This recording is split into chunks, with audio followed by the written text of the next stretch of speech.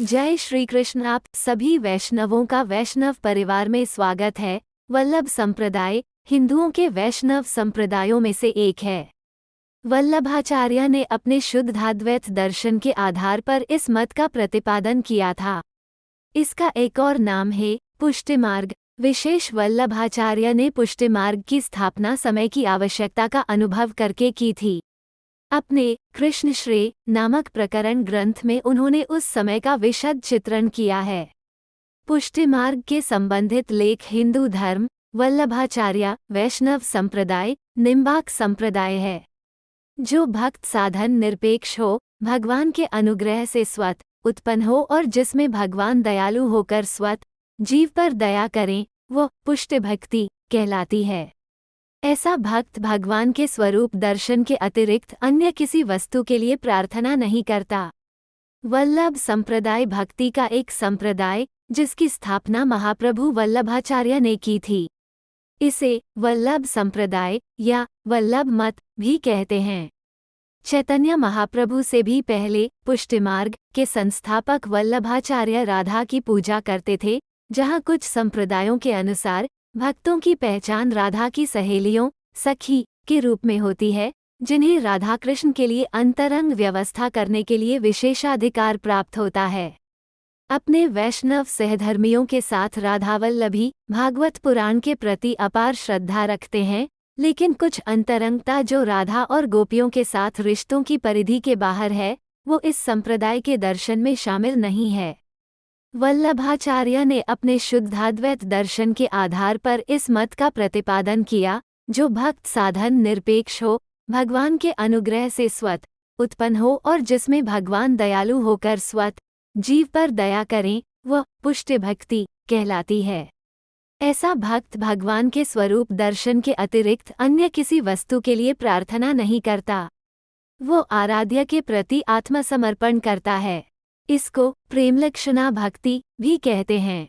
ऐसी भक्ति कर्म, ज्ञान और योग से भी श्रेष्ठ बताई गई है। भागवत पुराण के अनुसार भगवान का अनुग्रह ही पोषण या पुष्टि है। एक आचार्य वल्लभ ने इसी भाव के आधार पर अपना पुष्टि मार्ग चलाया। इसका मूल सूत्र उपनिषदों में पाया जाता है। कठोपनिषद में कहा गया है कि परमात्मा जिस पर अनुग्रह करता है उसी को अपना साक्षात्कार कराता है।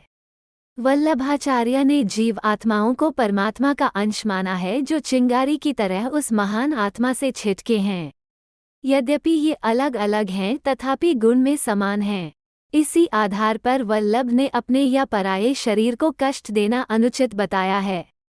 पुष्टि मार्ग में परमात्मा की कृपा के शम दमादि बहिरंग साधन हैं और श्रवण, मनन, निधिध्यासन अंतरंग साधन।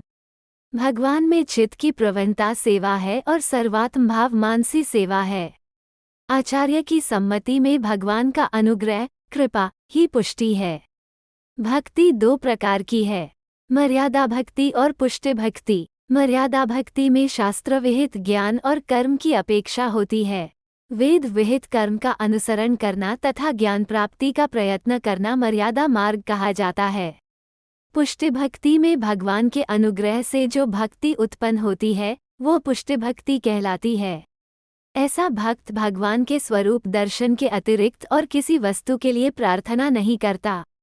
वो अपने आराध्य के प्रति संपूर्ण आत्मसमर्पण करता है। इसको प्रेमलक्षणा भक्ति भी कहते हैं। नारद ने इस भक्ति को कर्म, ज्ञान और योग से भी श्रेष्ठ बतलाया है। उनके अनुसार यह भक्ति साधन नहीं, स्वत फल रूपा है। पुष्टि मार्ग की प्राचीनता प्रमाणित करने के लिए दो श्रुति को उद्धृत किया जाता है, जिसमें आत्मा की उपलब्धि केवल कृपा के द्वारा बताई गई है। 3 कठोपनिषद में भी भगवान के प्रसाद से ही आत्मदर्शन संभव बताया गया है। भगवान के स्वरूप श्रीमद्भागवत में तो भगवान के अनुग्रह की महिमा स्थान स्थान पर बताई गई है। शुद्धाद्वैत के अनुसार ब्रह्म सत, चित और आनंद स्वरूप है। उसके मुख्य 3 स्वरूप हैं।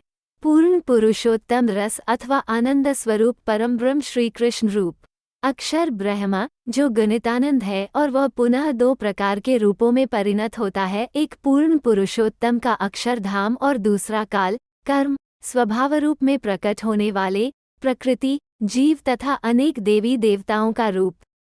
अंतर्यामी रूप। मर्यादा मार्ग अक्षर ब्रह्म की वाणी से उत्पन्न हुआ है, उसका साधक ज्ञान के द्वारा अक्षरधाम की मुक्ति को ही ध्येय बनाता है। इस मार्ग में भगवान साधन परतंत्र रहता है, अर्थात साधक के वेद मर्यादित साधनों के अनुसार ही फल देता है। मर्यादा की रक्षा करना उसके लिए आवश्यक होता है, परंतु पुष्टि मार्ग साक्षात पुरुषोत्तम श्रीकृष्ण के शरीर से उत्पन्न हुआ है। उसका अनुयायी आत्मसमर्पण युक्त रसात्मक प्रेम के द्वारा भगवान की आनंदलीला में लीन होने का इच्छुक होता है। पुष्टि मार्ग एकमात्र भगवान के अनुग्रह पर निर्भर है। भगवान जीवों पर अनुग्रह करने के लिए ही अवतार रूप में प्रकट होते हैं। उनके अवतार धारण करने का हेतु साधुओं का परित्राण या दुष्टों का विनाश नहीं, वरन साधन निरपेक्ष मुक्ति प्रदान करना है। उनका यह अनुग्रह भी उनकी लीला मात्र है, जिसका उससे बाह्य कोई अन्य प्रयोजन नहीं है। वह उनकी नित्य लीला का एक प्रमुख रूप है। इस अनुग्रह पर आश्रित पुष्टि भक्ति नवधा भक्ति से भिन्न है। नवधा भक्ति साधन भक्ति या मर्यादा भक्ति है, असमय भजन पूजन आदि की अपेक्षा होती है। पुष्टि भक्ति रागात्मिका या रागानुगा भक्ति है, जो भगवत कृपा से प्राप्त भगवत प्रेम पर ही आश्रित है। इसीलिए इसे प्रेम लक्षणा भक्ति कहते हैं। जीव को भगवान के अनुग्रह या पोषण की आवश्यकता क्यों होती है, इसका उत्तर वल्लभाचार्य ने जीव सृष्टि का स्वरूप समझाते हुए दिया है। लीला विलास के लिए ब्रह्म की जब एक से अनेक होने की इच्छा होती है, तब अक्षर ब्रह्म के अंश रूप असंख्य जीव उत्पन्न हो जाते हैं। सच्चिदानंद अक्षर ब्रह्म के चित अंश से असंख्य निराकार जीव, सत अंश से जड़ प्रकृति तथा आनंद अंश से अंतर्यामी रूप अग्नि से स्फुलिंग निकलने की तरह प्रकट होते हैं। जीव में केवल सत और चित अंश होता है, आनंद अंश तिरोहित रहता है। इसी कारण वह भगवान के 6 गुणों ऐश्वर्य, वीर्य, यश, श्री, ज्ञान और वैराग्य से हीन होता है। परिणामस्वरूप वह दीन, हीन, पराधीन, दुखी, जन्म मरण के दोष से युक्त, अहंकारी, विपरीत ज्ञान में भ्रमित और आसक्तिग्रस्त रहता है। यही उसकी क्षीणता या दुर्बलता है। भगवान अपने अनुग्रह से उसे पुष्ट करते हैं, उसकी क्षीणता दीनता में बदल जाती है। परंतु सभी जीव इस अनुग्रह या पोषण के अधिकारी नहीं बन सकते।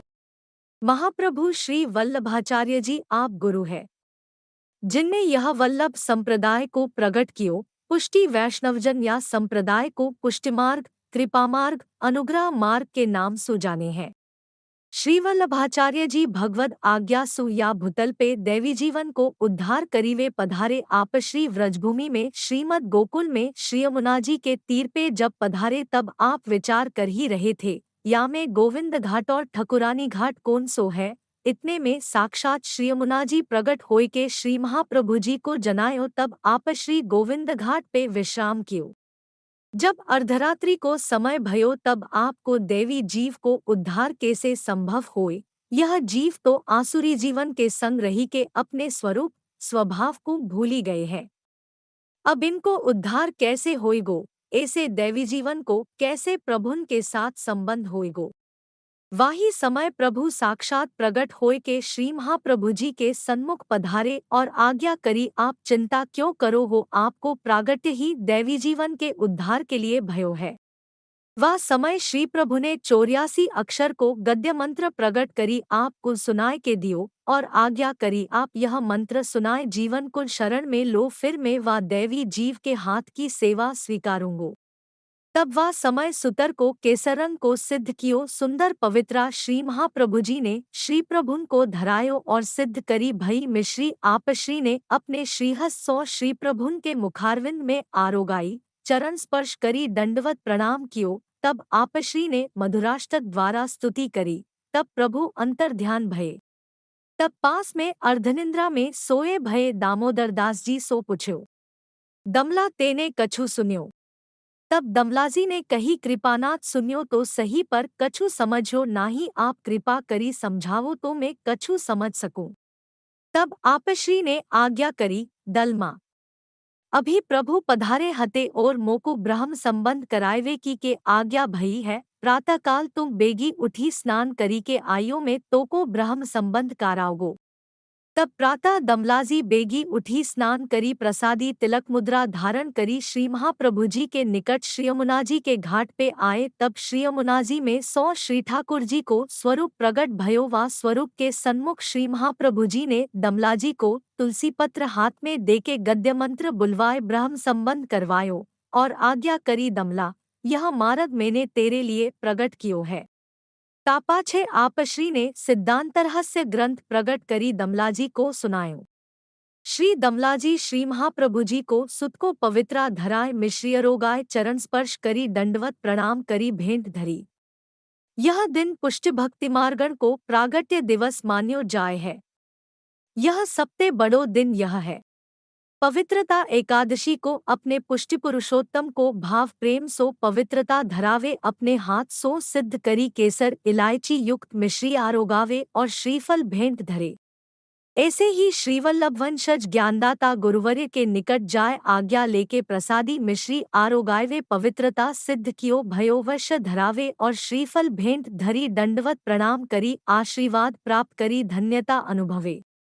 इति श्री दामोदरदास विरचितं चतुर्दश वचनामृत संपूर्ण।